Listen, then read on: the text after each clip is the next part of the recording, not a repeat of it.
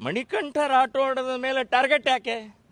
Target ಒಂದೇ, ಪ್ರಿಯಾಂಕಾ ಖರ್ಗೆ ಕಲಬುರಗಿಯ ಉಸ್ತುವಾರಿ ಮಂತ್ರಿಯ ವಿರುದ್ಧ ನಿಂತುಕೊಂಡು 68,000 ಮತಗಳನ್ನು ತಗೊಂಡಿದ್ದಾರೆ, ಚಾಲೆಂಜ್ ಹಾಕಿದ್ದಾರೆ, ಸವಾಲು ಹಾಕಿದ್ದಾರೆ.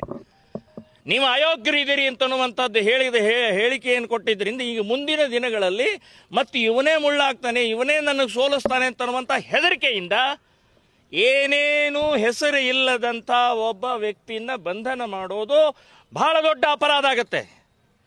ನಾವು ಹೈಕೋರ್ಟ್ನಲ್ಲಿ ಹಾಕ್ತೇವೆ, PIL ಹಾಕ್ತೇವೆ, ಹಾಕಿ ಯಾರು ಬಂಧನ ಮಾಡಿದಾರೆ ಅವ್ರನ್ನ ಸಸ್ಪೆಂಡ್ ಮಾಡುವವರೆಗೆ ಹೋರಾಟವನ್ನು ಮಾಡ್ತೀವಿ ಅಂತನ್ನುವಂಥದ್ದು ಹೇಳ್ತೀನಿ. ಹೆಸರು ಇಲ್ಲದಂಥ ವ್ಯಕ್ತಿಯನ್ನು ಬಂಧನ ಮಾಡೋದು ಯಾವ ಕಾನೂನಿನಲ್ಲಿದೆ? ಯಾವ ಕಾನೂನಿನಲ್ಲಿದೆ ಹೇಳಿ?